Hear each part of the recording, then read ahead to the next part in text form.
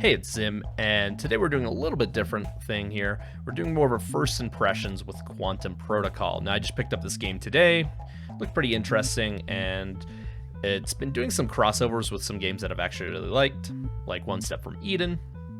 And so I was pretty interested in what this game had to offer.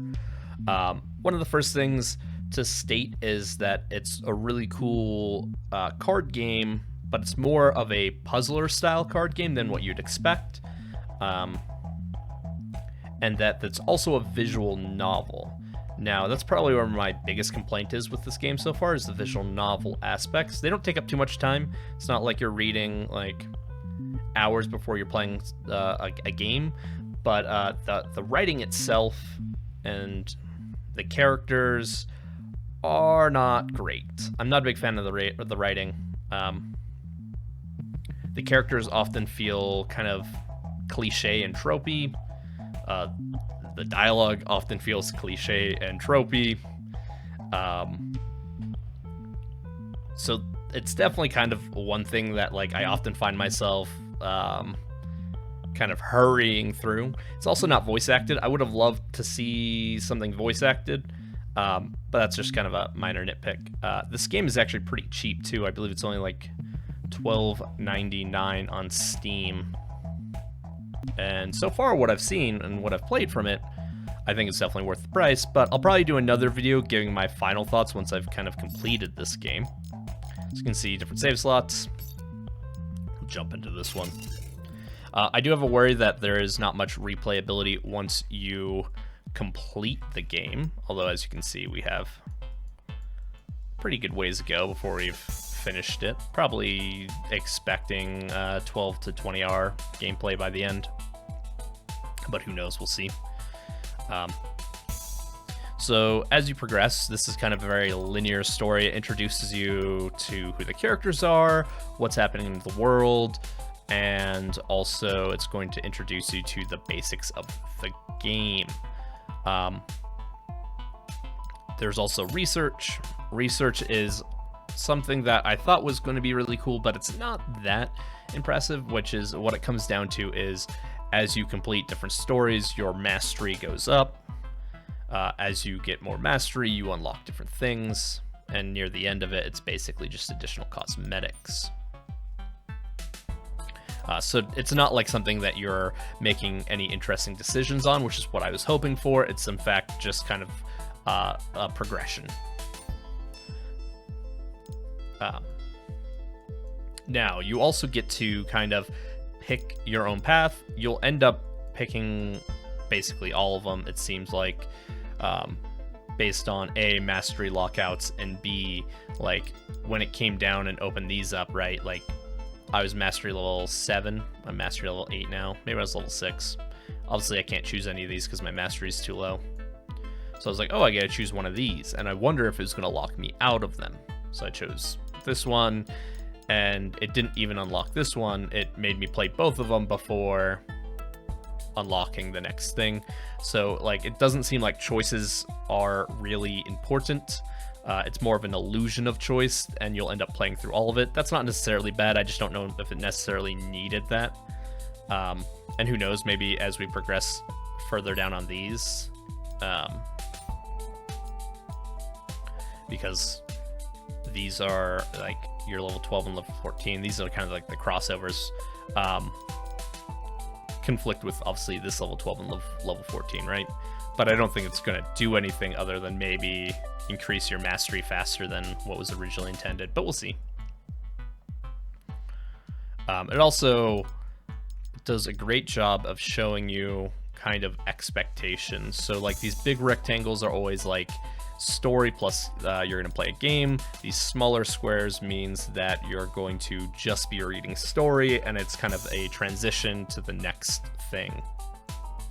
So if I were to choose conflict, for example, we'd get the story, but I'm going to show some gameplay. So we're going to jump in. Now, what's nice is, though all these characters are kind of cliche and tropey, they all have their very unique play styles with how their deck is designed, which is really cool. One of my favorite play styles so far has been with the Idol, although Queen is also really interesting. So we're going to jump in and play with her. So it kind of gives you the overall city map where everything's taking place. And then your story. You get to click through it if you want. They do allow you to look at the background if you want. I don't know, it's kind of a visual novel feature. I just don't feel like it's necessary. You can also look at the chat log if you click through something. We're just going to jump ahead from here. Alrighty. Welcome back. So, once you've gone through the brief amount of story, kind of telling you what's happening and kind of setting up what you're doing, you'll be presented with Operator Select. Now, the missions I currently have available are actually specific to these character storylines, so I won't be able to select any other character to play in these missions. But normally you might have a choice between your entire team or 2 or 3 characters. Then you get to choose decks. Right now we just kind of our starter deck. I think these open up more as we go through the game, or I'm hoping that's true. And you kind of get a brief overview of what these do. And so the theme is, and it's a really cool theme. I was a big fan of Android Netrunner, a game from Fantasy Flight. Kind of a remake from an old card game in the 90s. But you're a hacker and you're breaking into these programs and companies and things like that. And so there's a couple things to know. A, it's always your turn. So it's never like your enemies are going to do something. You're always doing things. However, certain enemies will have a timer before they act. So in this case, in 6 turns, this guy will deal 1 damage. And also has an ability, whenever it takes damage, it will attack. It's got 5 health, so not something I want to deal with for long term. You'll also notice at the top here that there are little lines or dashes. Each of these dashes are essentially encounters. So as we progress, more and more things will come out as you clear each wave. It's definitely more of a puzzler that way because you're going to have to be managing your cards and how you're handling against the new waves and making sure that you're able to meet within conditions. This red dot where it shows the 1, that's actually going to move around on certain enemies based on what that enemy is planning on doing. It's a pretty cool feature. It's nice to be all right, my enemy is going to deal 1 damage, or with certain bigger enemies, they might have 2 or 3 different abilities, so it's like part of the puzzle, right? You're trying to figure out how can I best manage based on what it's going to do to my board. You can hover around things. Obviously it'll tell you what they do. They all have the initialized symbol except for this one, and that means when you play them, they'll trigger their ability. This one has an active effect. Now this one is a little bit harder to understand from their perspective, which is once you play the card, and then you can use it to activate to do its special ability. So in this case, it would attack. And it wouldn't spend one of your turns. And what that means is it wouldn't move any of the countdowns on the board. But let's say this goes to your discard pile, and then you return it from your discard pile back to your hand. The active ability is still not refreshed. You can't use it again. That's something that the game kind of briefly goes over, but it's pretty easy to not understand what they mean by that, and then you try to do a play and then suddenly realize, oh, the card I just added back to my hand can't actually do its ability again. So it's just something to keep track of.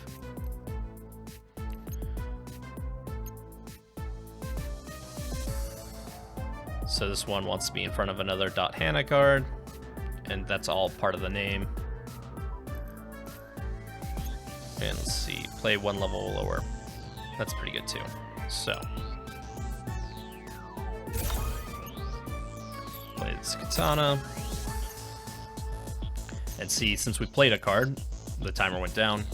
Now, this card can normally attack just by clicking on it, or if you hover over the button, it'll do its ability. So in this case, it would attack again. or it would attack. Whenever you do an action with a card, they will essentially become tapped or exhausted. You just can't use them again until they become refreshed. And so, let's do this. Use that ability. And because it doesn't spend a turn, the timer doesn't go down. We'll attack with her too. And as you can see, his ability's been triggering. Every time we damage him, he's going to deal 1.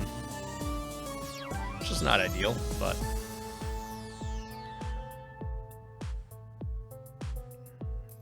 we are going to... you can move cards on the board basically anywhere you want, but it will spend 1 turn every time you move your card. And so now we've entered into the second wave, which is a firewall and a sentry. You'll also notice on the right hand here, my deck, I can't draw anything until this timer goes down. However, let's attack, which allows me to draw now. That still also will burn me a timer, important to note, so it goes down to 4. However, once you do draw, it refreshes all your cards on the board, which is something to keep in mind.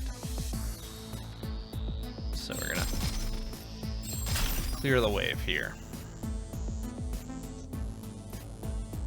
Alrighty.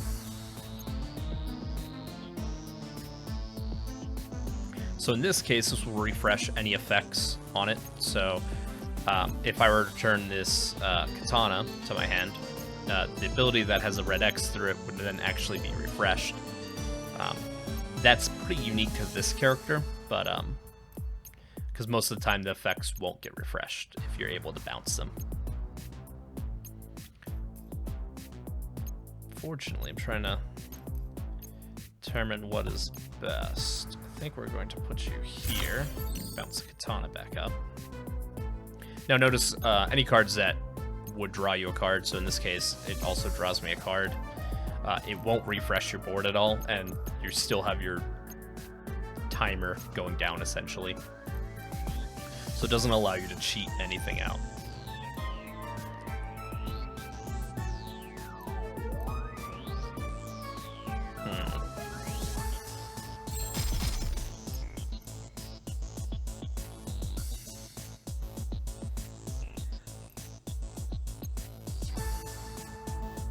Now, there's also 2 buttons over here.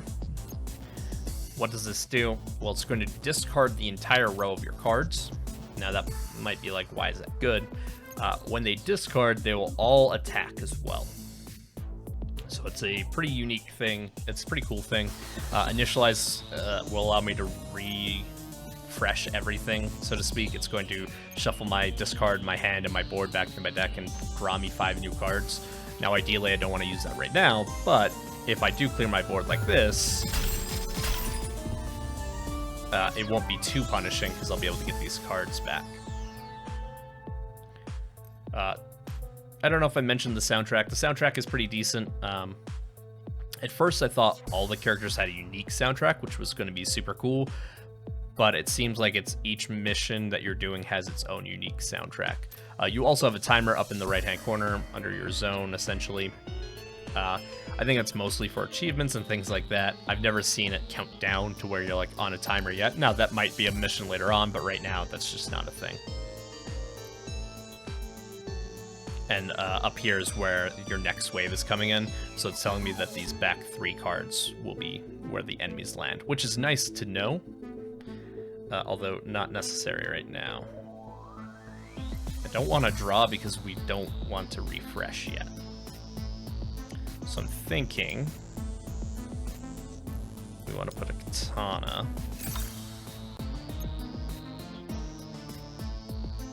And we'll attack with it. And then this one's going to attack no matter what. Now, what happens if I don't have a card to block it? Well, we take damage, and our damage is kind of in the bottom left here. So I have 16 health before I die. Your health is determined by the amount of cards in your deck. So it's that I really like. It's a really interesting have more cards, which means my deck is less consistent, but it means I can take more damage. I think that's a really interesting design. However, it's only going to deal 1, so we'll send the katana to block it. and draw the bow.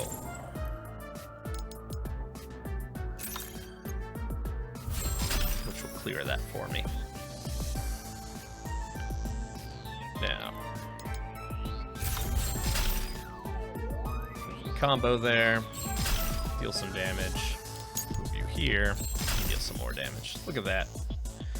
So you can see how it's kind of a puzzle element, because everything is being told to you what's going to happen. And so you're basically trying to figure out how best to utilize the cards you have, how best to utilize the resources, and when to take damage and not to take damage to fully get the most out of everything.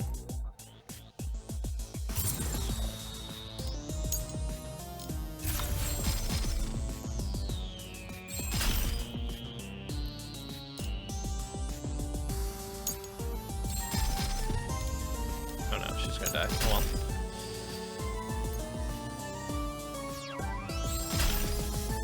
And so now we're in the final wave here. So nothing too terribly hard in this one. And obviously it wasn't going to be. It's kind of the start of her progression path to unlock more things.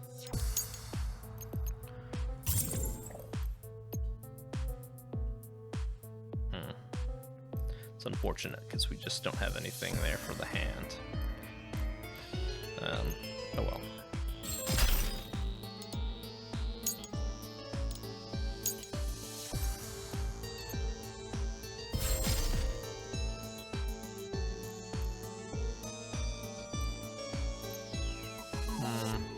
Trying to think how best to deal with this. You can always pass by just clicking on your deck as well. This will cause the timer to go down by 1, and it will allow the turn timers as well. So just keep in mind, if you want to skip a turn and let them trigger, you can, but it's probably best not to do that based on my impressions of the game so far. All right, so we initialized, and as you can see, it just kind of reloaded everything in our hand deck. However, it doesn't reset your draw timer. So that means if I want to draw right away, I can. Now, is that good? Probably not. There's no reason for me to draw, right?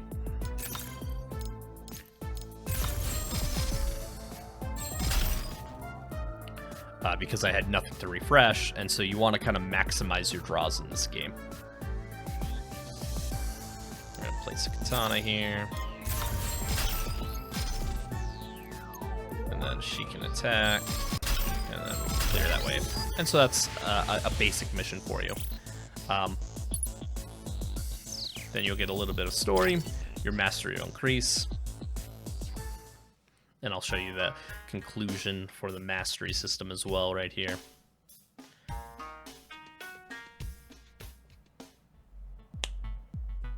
All right, so if you see a research flashing over here, it means that you've unlocked more things. So we get to unlock it. And as you can see, it just unlocks everything. So more memory, some more cards. Obviously, these are for specific characters. Like the notes are for the idol. As you saw, like the samurai style stuff is for the character we just played. And then the fruit is for one of the other characters. And her playstyle is also really interesting. She plays a lot from the discard pile. And that's the game, basically. And you're going to go through and play these different stories to unlock different things.